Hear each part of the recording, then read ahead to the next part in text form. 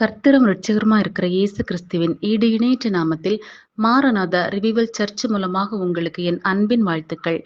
இன்று தேவன் நம்மோடு பேசும் வார்த்தையானது ரோமர் 12ஆம் அதிகாரம் 3ஆம் வசனம். உங்களில் எவனானாலும் தன்னை குறித்து எண்ண வேண்டியதற்கு மிஞ்சி எண்ணாமல் அவனுக்கு தேவன் பகிர்ந்த விசுவாச அளவின்படியே தெளிந்த எண்ணமுள்ளவனாய் எண்ண வேண்டும் என்பதாகும். குத்துச்சண்டை போட்டியில் வீரனாக திகழ்ந்த முகமது அலியை குறித்து நாம் எல்லோரும் அறிவோம்.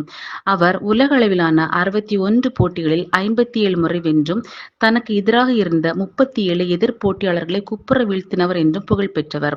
அவர் தன்னை குறித்து சொல்லும்போது ஐ ஆம் த கிரேட்டஸ்ட் என்று கூறிக்கொள்வார். தன்னை குறித்து மிகவும் பெருமை படைத்தவர். ஒருமுறை ஒரு விமானத்தில் பயணம் செய்த போது சீட் பெல்ட் போடாமல் அமர்ந்திருந்தார்.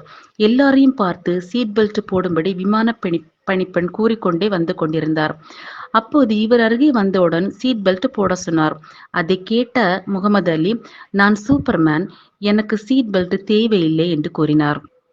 அதற்கு அந்த பணிப்பெண், சூப்பர்மேனுக்கு விமானமும் தேவையில்லை என்று கூறினார். ஒன்றும் கூறாமல் முகமது அலி சீட் பெல்ட் போட்டுக்கொண்டார். தன்னை குறித்து மிதமிஞ்சிய பெருமை அவரது வாழ்வில் காணப்பட்டது. நாம் கிறிஸ்துவ வாழ்க்கையில் நடக்கும்போது நமக்கு எதிர்கொண்டு வருகிற பாவங்களில் பெருமையும் ஒன்றாகும். பெருமை என்பது மற்ற எல்லா பாவங்களுக்கும் வேறாகும். பெருமை வரும்போது மற்ற பாவங்களும் கூடவே சேர்ந்து வந்து விடுகிறது.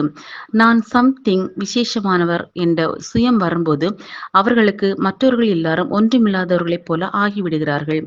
பெருமை என்ற பாவம் நம்மை ஆட்கொள்ளும் போது 2 அபாயங்கள் நம்மை நெருக்கி விடுகின்றன. முதலாவது, நம்மை குறித்து எண்ண வேண்டியதற்கு மிஞ்சி நாம் நம்மை குறித்து மேலாக எண்ணி விடுகிறோம். மற்றவர்களை காட்டிலும் நான் அதிக பரிசுத்தவான் என்றோ அல்லது மற்றவர்களுக்கு இருக்கிற தாளந்துகளை காட்டிலும் எனக்கு உள்ள தாளந்து விசேஷித்தது என்றோ எண்ண ஆரம்பித்து விடும்போது கர்த்தர் ஏதோ அவர்களுக்கு விசேஷித்த கிருபையை கொடுத்திருக்கிறார் என்று மற்றவர்களை துச்சமாக எண்ண ஆரம்பித்து மற்றவர்கள் தங்களுக்கு கீழேதான் என்று எண்ண ஆரம்பித்து விடுகிறார்கள். தாங்கள் இல்லாவிட்டால் சபை ஒன்றுமில்லாமற் போய்விடும் என்கிற எண்ணம் வர ஆரம்பிக்கிறது. கர்த்தருக்கு கல்லுகளை கொண்டும் பிள்ளைகளாக்க முடியும் என்ற காரியம் மறந்து போய் விடுகிறது. நாங்கள் தான் சபைக்கு விசேஷித்தவர்கள், நாங்கள் இல்லாவிட்டால் சபையே இல்லை என்று எண்ணத்தோடு செயல்பட ஆரம்பித்து விடுகிறார்கள். அவர்களுக்கு தெரியவில்லை சபை இவர்கள் வருவதற்கு முன்னும் இருந்தது, பின்னும் இருக்க போகிறது என்று. ஒவ்வொரு விசுவாசியும் முக்கியமானவர்கள்தான், ஆனால் ஒருவரும் விசேஷித்தவர்கள் இல்லை. சபையில் செய்ய வேண்டிய வேலைகள் அநேகம் உண்டு, ஆனால் அது யாருடைய தோளிலும் இல்லை. ஒரு சபை ஒருவர் 2 பேரை மாத்திரம் நம்பி இருந்ததனால் அது பிரச்சனைக்குரிய சபையாக மாறிவிடும். அப்படி யாரையும் நம்பி சபை இல்லாமல் யார் வந்தாலும் யார் போனாலும் சபையின் ஊழியங்கள் குறைவில்லாமல் நடக்க வேண்டும். தாங்கள் இல்லாமல் சபை ஒன்றுமே இல்லை என்று நினைக்கிற கூட்டத்தின் மத்தியில் இருக்கும் அடுத்த அபாயம், எனக்கு கர்த்தர் எந்த தாளந்துமே கொடுக்கவில்லை, என்னால் ஒன்றும் செய்ய முடியாது, எனக்கு எந்த ஞானமும் இல்லை என்று எண்ணுவதாகும். கர்த்தர் ஒருவரை ரட்சிக்கும் போது ஒரு நோக்கத்தோடு அவரை சபையில் வைக்கிறார். ஆனால் எனக்கு ஒரு தாளந்தும் இல்லை என்று சொல்வது நம்மை தெரிந்து கொண்ட தேவனை நாம் அவமதிப்பதாகும்.